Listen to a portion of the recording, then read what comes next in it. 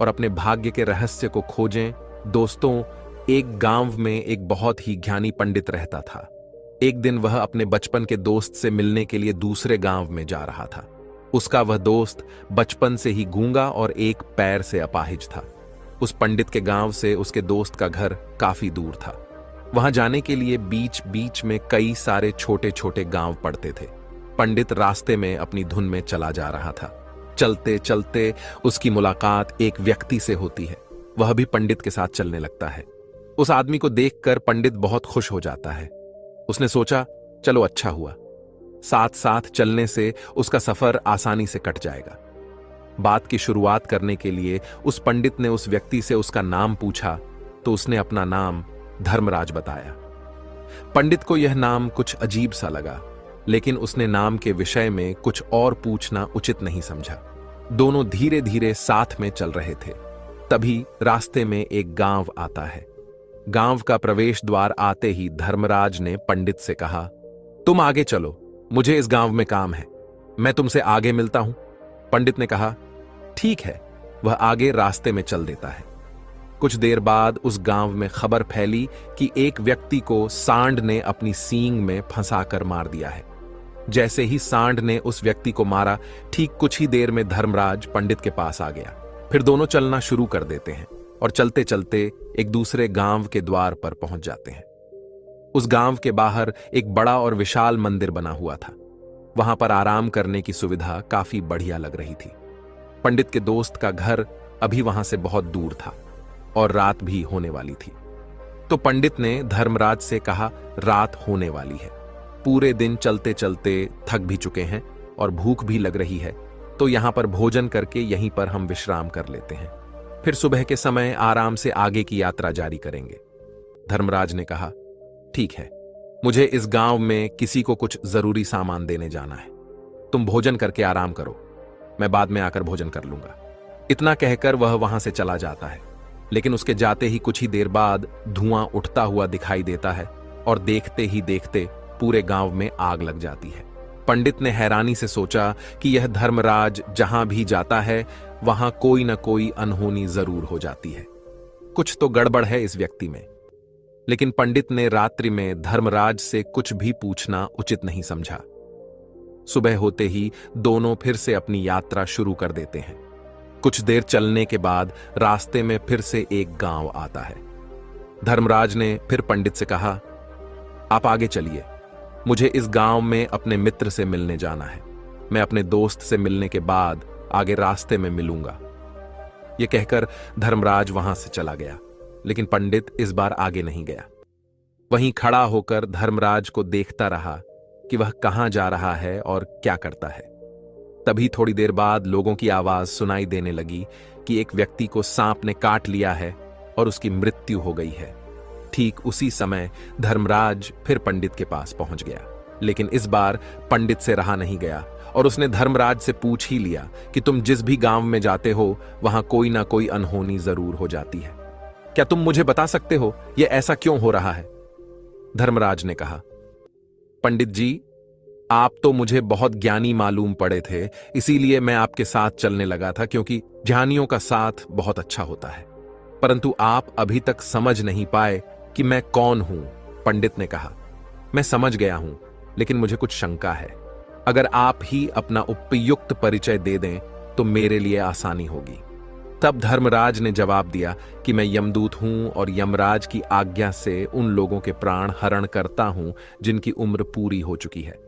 हालांकि पंडित को पहले से ही इस बात की आशंका थी, फिर भी धर्मराज के मुंह से यह बातें सुनकर वह घबरा गया। लेकिन वह हिम्मत करके पूछता है कि अगर तुम सच में यमदूत हो तो मुझे बताओ, अगले मृत्यु किसकी है?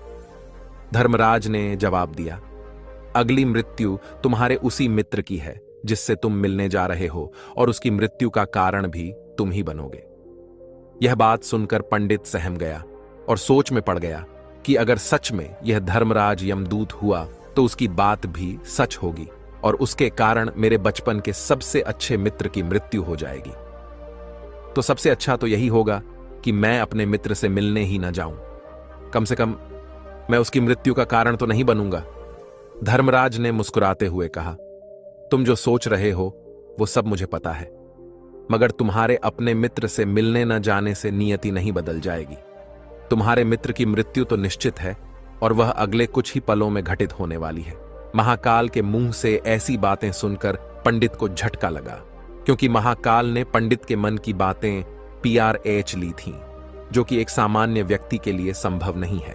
अब पंडित को विश्वास हो गया कि यह धर्मराज सचमुच में यमदूत ही है। जब पंडित को यह पूर्ण विश्वास हो गया कि धर्मराज जी यमदूत हैं, तो वह घबरा गया। वह अपने मित्र की मृत्यु का कारण नहीं बनना चाहता था, इसीलिए वह पलटकर अपने गांव की तरफ वापस जाने लगा। लेकिन जैसे ही पंडित वापस जाने के लिए मुंडा, उसने देखा कि उसका मित्र तेजी से उसकी तरफ चला आ रहा है, जो कि पंडित को देखकर अत्यंत प्रसन्न दिखाई पड़ रहा था। अपने मित्र के आने की गति को देखकर पंडित को ऐसा लगा कि जैसे उसका मित्र काफी देर से उसका ही पीछा कर रहा है। लेकिन वह बचपन से ही गूंगा था और एक पैर से लंगड़ा भी था, इसीलिए ना तो वह पंडित को आवाज देकर रोक पाया था और ना ही उस तक पहुंच पा रहा था। धर्मराज के मुंह से ऐसी बातें सुनकर पंडित को झटका लगा, क्योंकि धर्मराज ने पंडित के मन की बातें पढ़ ली थीं, जो कि एक सामान्य व्यक्ति के लिए संभव नहीं है। अब पंडित को विश्वास हो गया कि यह धर्मराज सचमुच में यमदूत ही है।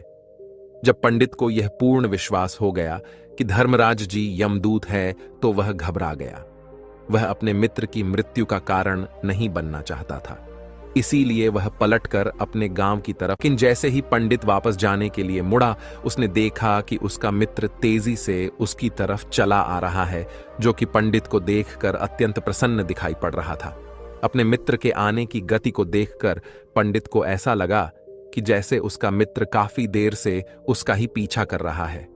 लेकिन वह बचपन से ही गूंगा था और एक पैर से लंगड़ा भी था, इसीलिए ना तो वह पंडित को आवाज देकर रोक पाया था और ना ही उस तक पहुंच पा रहा था। लेकिन जैसे ही वह पंडित के पास पहुंचा, अचानक ही जमीन पर गिर पड़ा और उसकी मृत्यु हो गई।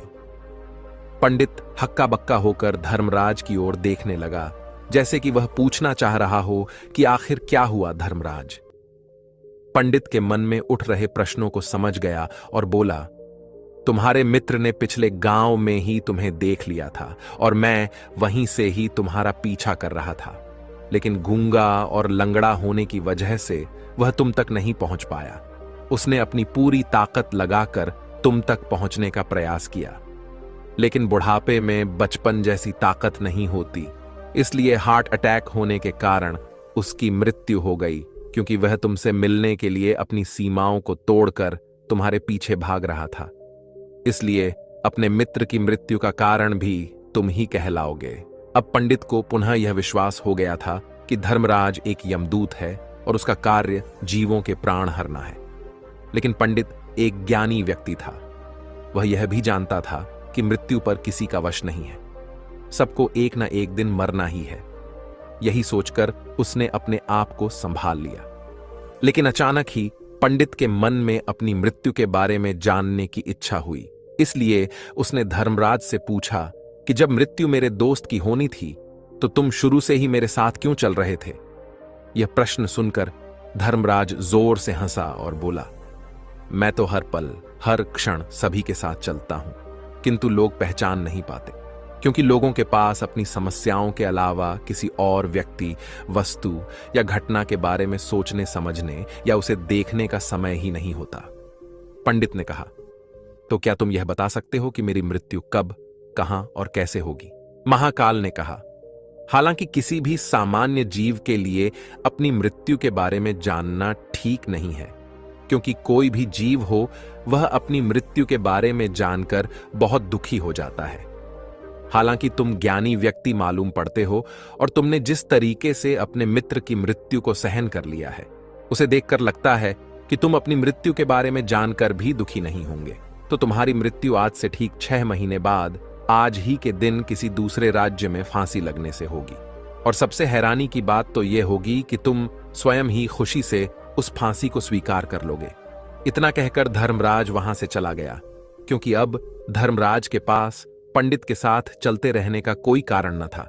इसके बाद पंडित ने अपने मित्र के शरीर का अंतिम संस्कार किया और यथाशक्ति उसके क्रियाकर्म करके अपने गांव वापस आ गया।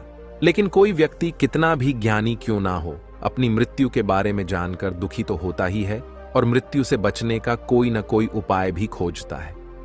तो पंडित ने भी वही किया, क्योंकि पंडित विद्वान था, इसलिए उसकी पहचान उस राज्य के राजा तक थी।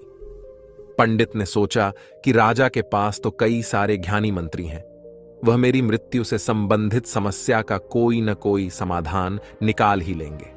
पंडित यही सब सोचता हुआ राज दरबार में पहुंच जाता है और राजा से सारी घटना के बारे में बताता है। राजा ने अपने मंत्रियों को सारी समस्या बताई और उनसे सलाह मांगी। अंत में सभी ने विचार विमर्श करके कहा, अगर पंडित की बात सही है तो उसकी मृत्यु भी 6 महीने बाद ही होगी, लेकिन मृत्यु तो तब होगी जब वह किसी दूसरे राज्य में जाएगा। यदि वह किसी दूसरे राज्य में जाए ही ना तो मृत्यु ही नहीं होगी। मंत्रियों की यह सलाह राजा को भी सही लगी। इसके बाद पंडित के रहने की सारी व्यवस्था महल में ही कर दी गई और राजा के आदेश के बिना उस पंडित से किसी को भी नहीं मिलने दिया जाता था।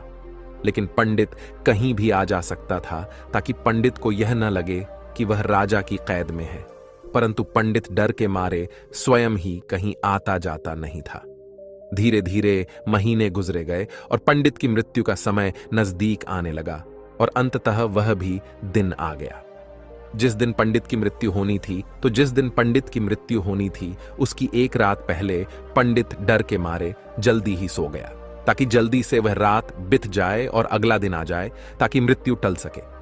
लेकिन पंडित को नींद में चलने की बीमारी थी और अपनी इस बीमारी के बारे में वह स्वयं ही नहीं जानता था। तो फिर राजा, मंत्री या किसी वैद्य को इसके बारे में बताने का कोई प्रश्न ही नहीं उठता। पंडित अपनी मृत्यु को लेकर बहुत चिंतित था। वह पिछले कई दिनों से ठीक से सो भी नहीं पा रहा था, और नींद में चलने की बीमारी भी तभी होती है जब व्यक्ति ठीक से सो नहीं पा रहा हो। तो उस रात भी पंडित को नींद में चलने का दौरा पड़ा। वह उठा और महल से निकलकर अस्तबल में गया। क्योंकि पंडित राजा का खास मेहमान था, इसलिए किसी भी पहरेदार ने उसे नहीं रोका और न ही किसी तरह की कोई पूछताछ की। अस्तबल में पहुंचकर वह सबसे तेज चलने वाले घोड़े की पीठ पर सवार होकर नींद में ही अपने राज्य की सीमा से बाहर दूसरे पड़ोसी राज्य में चला गया। इतना ही नहीं, वह दूसरे राज्य के राजा के महल में पहुंच गया। उस महल के पहरेदारों ने भी उसे नहीं रोका और न ही कोई पूछताछ की। सभी लोग रात्रि का अंतिम प्रहार होने के कारण गहरी नींद में थे। वह पंडित सीधे राजा के सैन्य कक्ष में पहुंचा, जहां राजा और रानी सो रहे थे। वह पंडित वहीं जाकर सो गया। सुबह हुई तो राजा ने पंडित को रानी के बगल में सोया हुआ देखा तो बहुत क्रोधित हो गया। राजा ने पंडित को कैद करने का आदेश दे दिया। पंडित गिरफ्तार हो गया, लेकिन पंडित तो भौंचक्का था।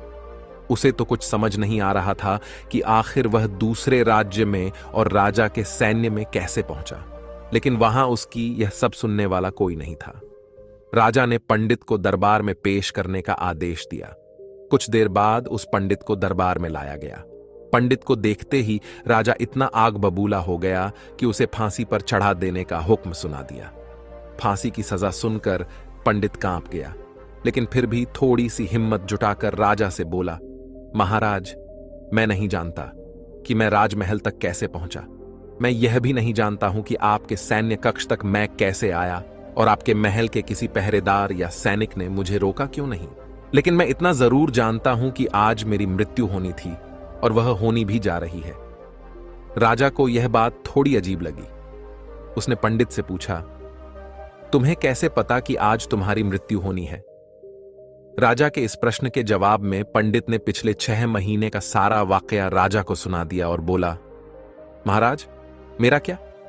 किसी भी सामान्य व्यक्ति में इतना साहस नहीं कि वह राजा के सैन्य कक्ष में राजा की उपस्थिति में रानी के साथ सो जाए। राजा को पंडित की बात में थोड़ा तर्क दिखाई पड़ा, परंतु उसने सोचा कि यह मृत्यु से बचने के लिए धर्मराज और उसके द्वारा अपनी मृत्यु की भविष्यवाणी की कहानी बना रहा है। इसीलिए राजा ने पंडित से कहा, यदि तुम्हारी बात सत्य है और आज यह तुम्हारी मृत्यु का दिन है, जैसा कि यमदूत धर्मराज ने तुमसे कहा था, तो आज तुम्हारी मृत्यु का कारण मैं नहीं बनूंगा। लेकिन यदि तुम्हारी बात झूठी निकली तो निश्चित ही आज तुम्हारी मृत्यु का दिन होगा, क्योंकि जिस राज्य से पंडित आया था उस राज्य का राजा इस राजा का मित्र था। इसलिए इस राजा ने तुरंत अपने कुछ सैनिकों को पड़ोसी राजा के पास भेजकर पंडित की बात की सत्यता का प्रमाण मांगा। भेजे गए सैनिक शाम तक लौटे और उन्होंने राजा को बताया कि महाराज, पंडित जो कुछ भी कह रहा है वह सब सत्य है। पड़ोसी राज्य के राजा ने पिछले 6 महीने से पंडित के रहने की सारी व्यवस्था अपने ही महल में कर रखी थी। पंडित राजा का खास मेहमान था। कल शाम राजा आखिरी बार पंडित से उसके कक्ष में मिले थे और उसके बाद यह इस राज्य में कैसे पहुंच गया इसकी जानकारी किसी को भी नहीं है। इसलिए उस राज्य के राजा के अनुसार पंडित को फांसी की सजा देना ठीक नहीं है। लेकिन राजा के सामने एक नई समस्या थी, क्योंकि उसने बिना पूरी बात जाने ही पंडित को फांसी की सजा सुना दी थी। इसलिए अगर पंडित को फांसी नहीं दी जाती तो राजा के वचन का अपमान हो जाएगा। लेकिन अगर राजा की बात का मान रखा जाए तो बेवजह ही एक निर्दोष व्यक्ति की मौत हो जाएगी।